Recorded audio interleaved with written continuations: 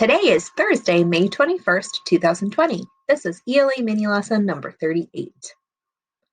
We've been making predictions before we read a chapter and summarizing after we read a chapter in Junie B. Jones and Her Big Fat Mouth.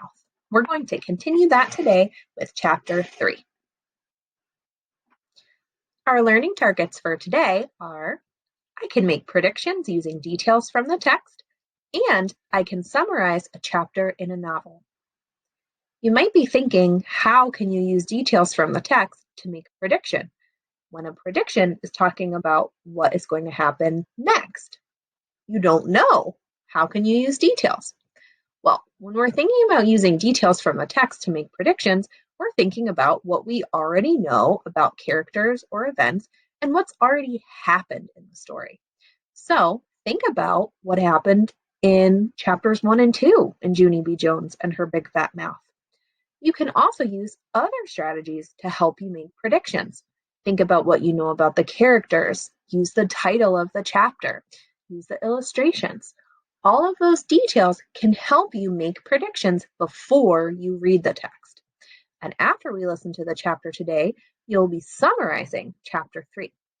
I'm really excited to show you your guest reader for the next 2 chapters of Junie B. Jones and Her Big Fat Mouth. First, let's get our materials ready. Make sure you have your copy of Junie B. Jones and Her Big Fat Mouth. Go ahead and turn to Chapter 3 so you can follow along while you listen to the guest reader. You also need to make sure you have your packet for today so you can complete the Summarize It graphic organizer.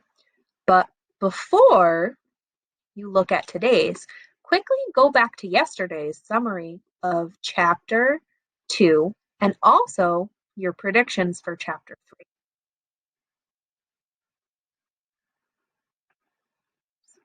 So we need to first make predictions for Chapter 3 before we begin. So think about those things that you wrote yesterday. Think about what happened in Chapter 2. Look at the title of Chapter 3, Me and My Big Fat Mouth. Use those details and what you know about Junie to make a prediction what you think is going to happen in Chapter 3. Pause the video so you can complete that work. When you're ready to hit play again, we're going to listen to our guest reader read Chapter 3. After you finish watching the video, turn back here, summarize what actually happened in Chapter 3. Notice if your predictions were correct. Then you're going to make predictions for Chapter 4, the next chapter that we'll listen to tomorrow. Hi, ladies. It's Miss Pete. So we're up to Chapter 3 in Junie B. Jones, aren't we? What happened in Chapter 2? Took place in our classroom, right? And they were getting ready for, the job day. So Mrs. invited Officer Mike and Dr. Smiley to come talk to the class about their jobs, being a police officer and being a children's dentist. And Junie had a lot of fun playing with Officer Mike's shiny white helmet and his handcuffs.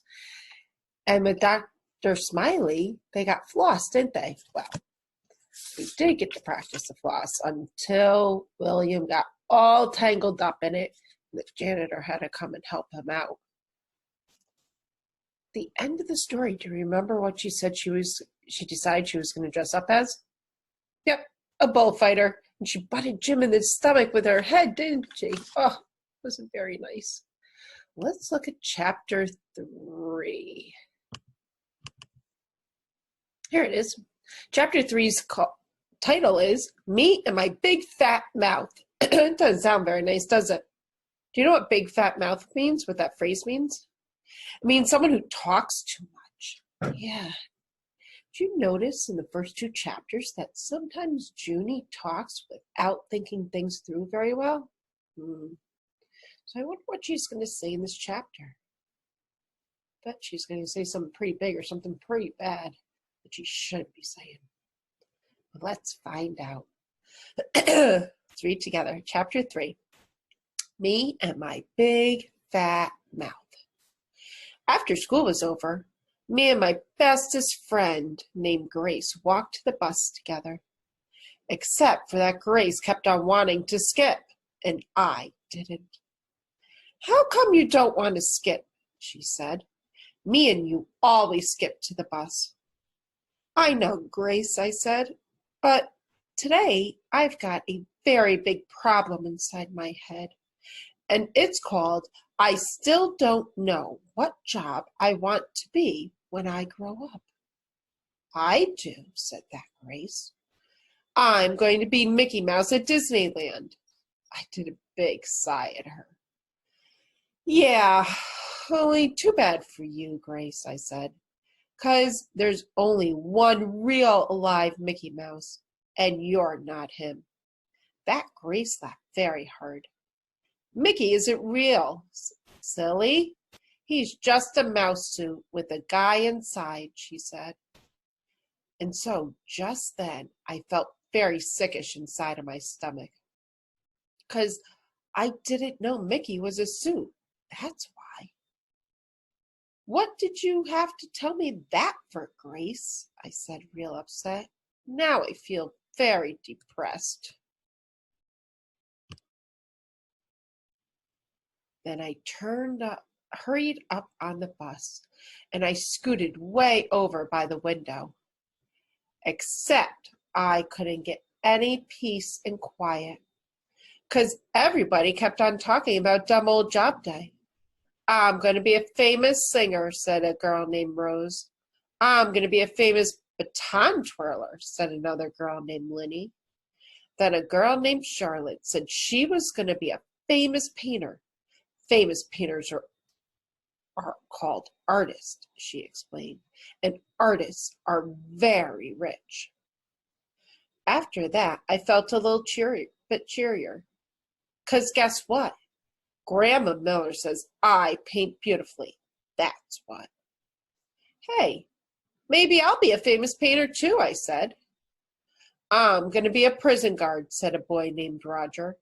My Uncle Roy is a prison guard, and he gets to carry the keys for the whole entire prison. Then my mouth did a smile, 'cause one time my dad gave me the key to the front door, and I unlocked it all by myself, and I didn't even need any help. Hey, maybe I might carry keys too, Roger, I said, 'cause I know how to use those things very good. Just then, William raised his hand, very bashful. I'm going to be a superhero and save people from danger, he said. And so then I jumped right out of my seat, 'cause that was the bestest idea of all. Me too, William, I hollered, 'cause that sounds very exciting, I think, and so I'm going to save people from danger too. Then that mean Jim jumped up at me. Copycat, copycat, you're just copying everybody else. And anyway, you can't be 3 jobs, you can only be 1. I made a growly face at him. I am just being 1 job, I said, very angry. It's a special kind of job where you paint and you unlock stuff and you save people. So there, ha ha at you. That Jim made a cuckoo sign at me. Goonie, he said. Goonie B. Jones. There's no such job like that in the whole entire universe. Yes, there is. There is too, you big fat Jim, I yelled. And it's the bestest job in the whole wide world. He crossed his arms and did a mean smile. Okay, then what's the name of it? He said. Then the bus got very quiet, and everybody kept on waiting and waiting for me to say the name of my job, except for I just couldn't think of anything. And so my face got very reddish and hottish, and I felt like P.U. again. "See, told ya," said that mean Jim. "There is no such job. Told ya, told ya, told ya."